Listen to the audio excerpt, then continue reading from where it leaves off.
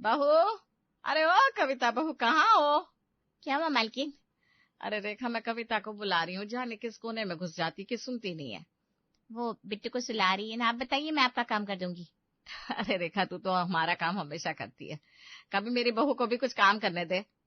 ठीक है, लेकिन अभी वो बिट्टू को सुला रही है, बिट्टू की नींद भी तो बहुत जरूरी है। हाँ, ये बात भी ठीक है। तो चल एक काम कर, मैं क्या कर रही थी, वो जरा ना तो सरोज अभी अपनी बात पूरी भी नहीं कर पाई थी कि उसके पति राकेश की आवाज आई। रेखा, मेरे जॉगिंग वाले जूते कहाँ हैं? मुझे जॉगिंग करने जाना है। लो कर लो बात, अब इनको इनके जूते भी रेखा ढूंढ कर दे। कोई बात नहीं मालकिन, मुझे पता है वो कहाँ रखे। मैंने ही तो रखे थे कल जब मालिक ने उतारे थे। अभी 1 मिनट पे देकर आती हूँ। अच्छा, लेकिन मेरा काम तो सुनती जा, यह मालिक के आगे मालकिन की कोई हैसियत ही नहीं है। अरे नहीं नहीं, ऐसी कोई बात नहीं, बताइए ना क्या काम है। एक कप चाय बना दे। जो हुक्म मालकिन। यूं गई और यूं आई। रेखा ने राकेश के जूते उसे दिए, फिर सरोज को चाय पिलाई। तब तक कविता बिट्टू को सुलाकर आ गई। उसने खाने के साथ मीठे की फरमाइश रखी। आंटी, आज खाने के साथ कुछ मीठा बना लीजिए ना, सुबह ऑफिस जाते समय हितिन क्या कर गए थे, और हमारे देवर जी जो है ना करण, उनको भी मीठा बहुत पसंद है। मैं तो कहती हूँ खीर बना लीजिए, अच्छा आइडिया है। ठीक है बहुरानी, जैसा आप कहें, आपका हुक्म सर आंखों पर। रेखा हंसती हुई किचन में चली गई। तभी उनकी पड़ोसन लीला आई और बोली, क्या बात है भैया, ये तुम्हारी काम वाली तो फटाफट काम करती है, मेरी वाली तो बस टालती रहती है। अरे उसे काम वाली ना कहो, वो हमारे साथ फैमिली मेंबर की तरह रहती है, और हम भी उसे वैसा ही समझते हैं। तभी तो 10 रुपए की सैलरी में 100 रुपए वाला काम करती है। आप तो ऐसे बोल रहे हो जैसे हम उसका शोषण कर रहे हैं। नहीं नहीं, ऐसा नहीं कहा मैंने, लेकिन हाँ, तुम्हारी काम वाली, सॉरी, मतलब तुम्हारी फैमिली मेंबर बड़ी दानवीर है। सो तो है। वक्त गुजरता गया और एक दिन अचानक ही घर में एक बड़ी खबर गूंजी। रेखा, हाँ वही रेखा जो इस घर की रूह बन चुकी थी, अब माँ बनने जा रही थी। 5 साल की शादी के बाद जब उसे ये सौभाग्य मिला तो उसकी आंखें खुशी से छलक पड़ी। उसने सबको खुशखबरी दी। मालकिन, मुझे एक बात कहनी थी। हाँ बता ना, ऐसे रो क्यों रही है? किसी ने कुछ कहा क्या? पति से लड़कर आई है? नहीं नहीं, ऐसा कुछ नहीं है। वो मैं माँ बनने वाली हूँ। अरे बाप रे, ये तो सबसे बड़ी खुशखबरी है। कविता, करण, सुनो जरा। क्या हुआ मम्मी जी, सब ठीक तो है? सब कुछ ठीक है। और क्या, रेखा माँ बनने जा रही है। सच? अरे वाह, बधाई हो रेखा आंटी। बिट्टू को अब खेलने के लिए छोटा दोस्त मिल जाएगा। मेरा दोस्त? कौन है मेरा दोस्त? कहाँ है? बुलाओ उसे। अरे बगले, रुक जा, थोड़ा इंतजार कर, आ जाएगा। धन्यवाद बाबूजी, बहूजी, सबको। पूरे घर में रेखा के लिए बधाइयों की बारिश होने लगी। लीला पड़ोसन तक बोली, रेखा तू तो छा गई बहन, अब तू सास भी बन जाएगी कभी। सास बनने से पहले माँ तो बन जाओ, यही बहुत है मेरे लिए। वैसे तू पहले भी गर्भवती हुई थी ना, उसका क्या रहा था? लीला, तुमको जरा भी अकल नहीं है, इस समय ऐसी बात नहीं करनी चाहिए। क्यों गड़े मुर्दे उखाड़ रही हो? अच्छा सॉरी बाबा। रेखा ने अपने पहले 8 महीने तक काम पर जाना नहीं छोड़ा, चाहे पेट फूल जाए या थकान हद से बढ़ जाए। रेखा रोज समय पर आती, झाड़ू पोछा करती और सबसे बड़ी बात, मुस्कुराना नहीं भूलती। आखिरी महीना आती ही सरोज ने साफ कह दिया, रेखा अब बहुत हुआ, आखिरी महीना है, अब तू आराम कर, तुझे पैसे मिलते रहेंगे, तेरा काम हम लोग संभालेंगे। नहीं मालकिन, काम मेरे लिए बोझ नहीं, आशीर्वाद है। पर जैसे आपकी मर्जी। चली जा वरना काम से निकाल दूंगी। हाँ। अच्छा अच्छा, जा रही हूँ। समय आया, रेखा को बेटा हुआ, एक प्यारा सा गोरा चिट्टा हंसमुख बच्चा। फिर 3 महीने बाद रेखा काम पर लौट आई। अरे रेखा तो फिर आ गई, अभी तो तूने बच्चा पैदा किया है। मालिक, बच्चा भी अब मुस्कुराता है जब मैं काम करती हूँ। उसे देखभाल भी मिल रही है और मुझे चैन भी। ऐसी लगन कहीं नहीं देखी, तू तो सच में इस घर की लक्ष्मी है। समय यूं ही रेंगता रहा और घर में फिर शहनाइयों की गूंज सुनाई दी। करण की शादी तय हो गई निधि नाम की सुशील लड़की से। शादी धूमधाम से हुई और जब निधि इस घर में पहली बार आई, चाची चाची, मेरी नई चाची आ गई। ये निधि बहू, ये तुम्हारा ही घर है, बिल्कुल पराया ना समझना। जी, ऐसे क्या शर्मा रही हो, थोड़ा खुलकर बोलो। अरे भैया, आखिर वो दुल्हन है, थोड़ा तो शर्माने दो। सब हंस पड़े। फिर मुंह दिखाई की रस्म शुरू हुई। सबने गिफ्ट दिए, आशीर्वाद दिए और फिर आई रेखा। बहू तेरा स्वागत है, ये ले मेरी तरफ से एक छोटी सी भेंट। दीदी ये कौन है? ये हमारी काम वाली है, पर हम इन्हें आंटी कहते हैं। ये सिर्फ काम वाली नहीं है, ये इस घर की जान है। तुम भी इन्हें आंटी ही कहना।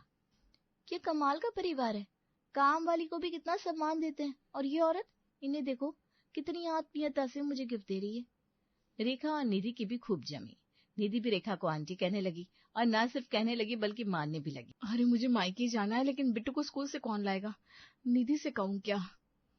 तभी रेखा पीछे से बोल पड़ी, अरे बहू जी चिंता ना करो, मेरा काम लगभग पूरा हो गया है, मैं बिट्टू को स्कूल से ले आऊंगी।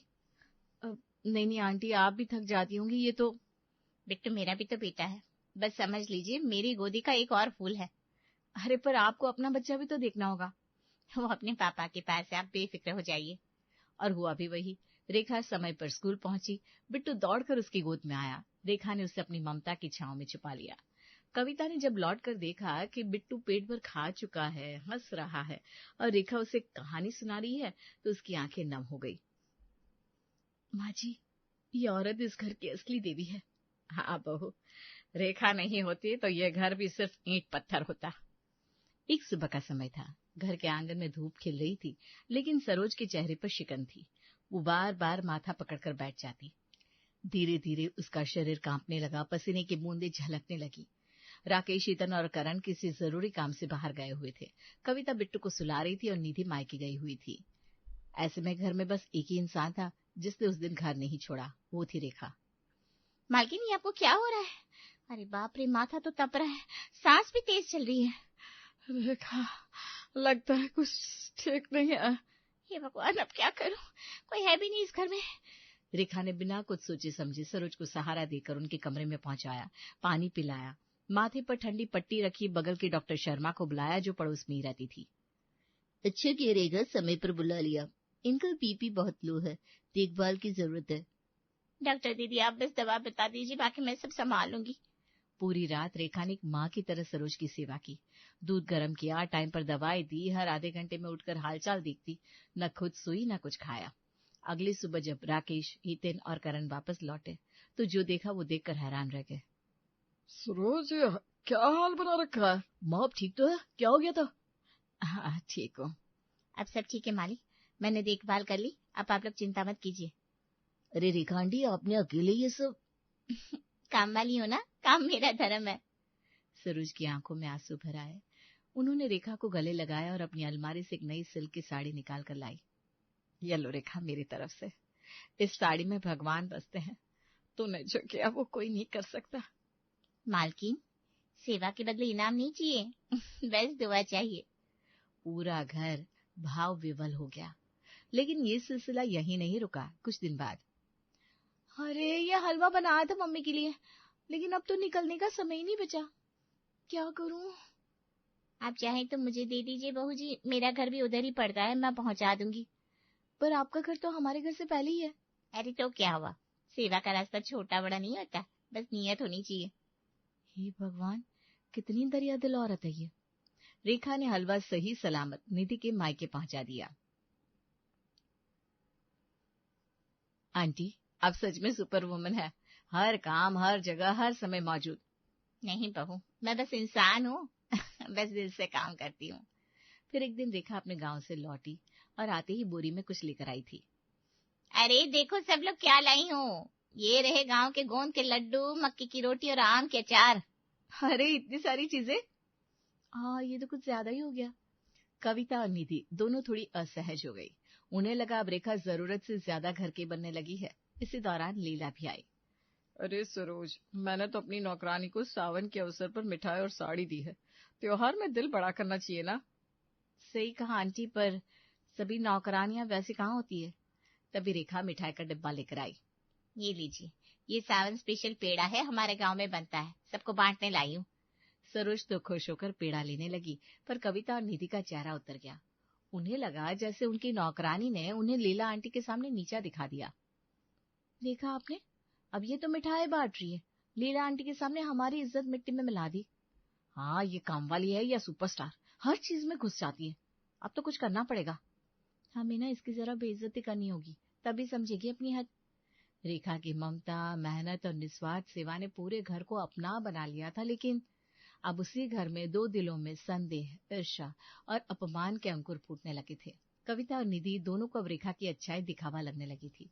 और फिर एक सुबह की शुरुआत हुई आरोपों के तूफान से। रेखा आंटी, ये क्या झाड़ू लगाया आपने? कोने में तो धूल ऐसे जमी है जैसे सदियों से किसी ने छुआ ही नहीं।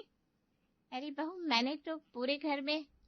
आपके पूरे घर में करने का तरीका ही गलत है। रसोई की सिंक में पानी की छींटे हैं, क्या यही है सफाई? मैं अभी पहुंच देती हूँ बहू जी, वो जरा बिट्टू को संभाल रही थी ना।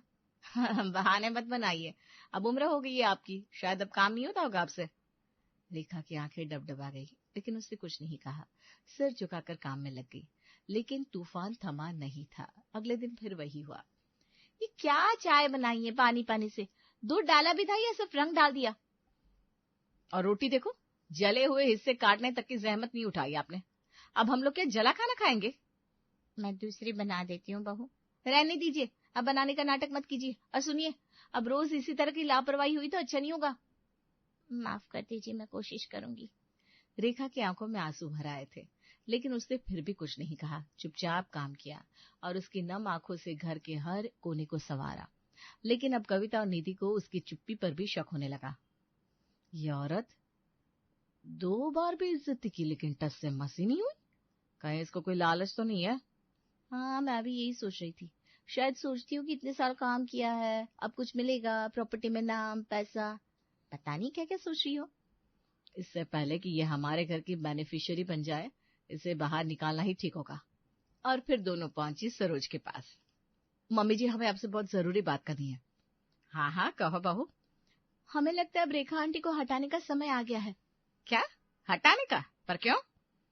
अब देखिए, एक तो वो एक भी काम अब सही से नहीं करती, ऊपर से हर जगह घुसपैठ। कोई भी मेहमान आए तो उनसे पहले मिठाई बोले आती है। अरे हम करने जाते उससे पहले वो कर देती है। अब आप ही सोचिए, हमारी बेइज्जती होती है। वो ना जरूरत से ज्यादा अपनी बन गई है इस घर की। अरे तो क्या हुआ, कोई घर की सेवा करे, सबका ध्यान रखे, क्या उससे उसे निकाल देना चाहिए? तो अब क्या आप उसे हम बहुओं से ऊपर रखेंगी? मैं किसी को ऊपर नीचे नहीं रखती, लेकिन जिसने मेरे बीमार होने पर पूरी रात सेवा की, उसे एक झूठे आरोप पर निकाल दूं? नहीं बहू, माफ करना, रेखा कहीं नहीं जाएगी। सरोज की बात सुनकर दोनों बहुओं के चेहरे तमतमा उठे। अब उनके पास एक ही रास्ता था, अपने पतियों को साथ लेना। आपसे एक बात कहनी है, मम्मी किसी भी हाल में रेखा को घर से निकाल नहीं रही है, लेकिन देखो अब हम और बर्दाश्त नहीं कर सकते। तो मत बर्दाश्त करो, अपना काम खुद कर लो। किसी से काम करवाने का अधिकार हो तो आदर भी करना सीखो। आप उसका पक्ष ले रहे हैं? मैं सच का पक्ष ले रहा हूँ। काम वाली है तो क्या इज्जत नहीं है? तुमसे कम नहीं है वो, याद रखना। आपको पता है, आपकी मम्मी रेखा को घर से निकालने से मना कर रही है, ऊपर से कविता दीदी के सामने बात भी रख दी। तो क्या हुआ, तुम काम करवाओ या खुद करो, रेखा पर सवाल क्यों उठा रही हो? तो अब मैं कुछ भी कहूँ, आप भी उसका साथ दोगे? अगर बात गलत है तो हाँ, मैं भी वही कहूंगा जो सही है। दोनों बहुओं के चेहरे का रंग उड़ गया, लेकिन इतना सब होने के बाद भी रेखा ने हार नहीं मानी थी। रोज सुबह उठकर वो वही काम करती, झाड़ू पोछा, बर्तन, कपड़े और बिट्टू की देखभाल। वो बिट्टू को नहलाती, तेल लगाकर बाल संवारती, फिर उसकी फरमाइश पर लोरी भी गाती थी। सुन सुन नन्हे लोरी की धुन, हो जा तू मीठे सपनों में गुम। एक दिन की बात थी, दोपहर का समय था। बिट्टू जिद पर अड़ा हुआ था, खाना नहीं खा रहा था। कविता बार बार मना रही थी, लेकिन वो तो मुंह ही फेर लेता था। इस बच्चे को ना अब आदत हो गई इसकी, देखो जरा 3 बार से खाना नहीं खा रहा है। तभी रेखा काम करते करते पास आई। उसने झुककर बिट्टू को देखा, आंखों में ममता थी। अरे बेटा, मम्मा से नाराज हो क्या? बिट्टू ने कुछ नहीं कहा, बस उसके गले लग गया। रेखा ने उसे गोद में उठा लिया। वो खुद थकी हुई थी, पसीने से तरबतर, पर ममता कहाँ थकती है। रेखा बैठ गई और अपने आंचल से बिट्टू को हवा करने लगी। आज मम्मा अपने हाथ से खिलाएगी, देखो तो कितना यम्मी खाना है ये। और वाकई जैसे किसी जादू सा हुआ हो, बिट्टू ने एक एक निवाला खाना शुरू कर दिया। ये नजारा जब कविता ने देखा तो उसका खून खौल गया। हमें ही निकाल दो इस घर से, जब हमारा बच्चा हमें छोड़कर इसके हाथ से खाएगा तो अब क्या रह गया है बाकी? निधि भी पास आई, दोनों के चेहरे पर तमतमाहट थी। और इतनी सेवा करिए बिट्टू की जैसे इसकी माँ हो, हद है। निकालो इसे अभी के अभी। रेखा चौंक गई। बिट्टू उसकी गोद में सहमा बैठा था, उसकी आंखें नम हो गई। मैंने तो बस अपना समझकर खिला दिया था। हमारा बच्चा है वो, तू होती कौन है उसे गोद में लेने वाली? निकल यहाँ से। सरोज जी जो रसोई में थी सब सुनकर दौड़ी आई। रुको, रेखा कहीं नहीं जाएगी। आप बीच में बताइए मम्मी जी, या तो ये रहेगी या हम। हाँ, हम इस घर में इसके साथ नहीं रह सकते। सरोज अब और नहीं झेल सकी, उनका बदन कांप रहा था, आंखों से आंसू बह रहे थे। ठीक है, अगर सच जानना चाहती हो तो सुनो, आज तक जो बिट्टू को अपना बेटा समझती आई हो ना, वो तुम्हारा नहीं है कविता। क्या मतलब? जिस दिन कविता का बेटा पैदा हुआ था उसी दिन रेखा ने भी एक बच्चे को जन्म दिया था, लेकिन कविता का बच्चा मृत पैदा हुआ था। कविता और निधि एक दूसरे को देख रही थी, आंखें फैलती जा रही थी। डॉक्टर ने कहा था कि यह सदमा कविता की जान ले सकता है। हम टूट चुके थे। मैं नहीं चाहती थी कि मेरी बेटी जैसी बहू मुझसे छीन जाए। उसी वक्त रेखा ने अपना बच्चा हमें दे दिया। हाँ, मैंने दिया था। मुझे लगा था मेरी कोख से जन्मा बच्चा अगर किसी की जान बचा सकता है तो शायद मेरी ममता सच्ची होगी। बिट्टू मेरा बेटा नहीं है। नहीं, वो रेखा का बेटा है, लेकिन उससे कभी हक नहीं जताया, कभी सच नहीं बताया, क्योंकि वो चाहती थी कि तुम बिट्टू को माँ का प्यार दो। रेखा अब फूट फूट कर रोने लगी थी। उसकी आंखें लाल थी, लेकिन उसमें कोई गुस्सा नहीं था, बस ममता थी। मुझे कोई हक नहीं चाहिए था, बस उसे हंसता देखना चाहती थी। कविता और निधि अब फूट पड़ी। माफ कर दो रेखा, हमने तुम्हारे साथ बहुत गलत किया, बहुत ज्यादा। हमने सोचा था तुम ज्यादा घुसने की कोशिश कर रही हो, लेकिन तुम तो खुद को मिटा रही थी हमारे लिए। बिट्टू अब भी रेखा की गोद में था। उसने रेखा के गाल पर हाथ रखा। मम्मा अब रो रही हो? रेखा ने बिट्टू को सीने से लगा लिया। नहीं बेटा, मम्मा तो बहुत खुश है, बहुत खुश। कविता और निधि पास आई और रेखा को गले से लगा लिया। आज पहली बार लग रहा है कि ये घर वाकई एक परिवार है। उस दिन के बाद से बिट्टू को 3 माएं मिल गई और रेखा को अपनी खोई हुई पहचान, अपने हक की नहीं, प्यार की।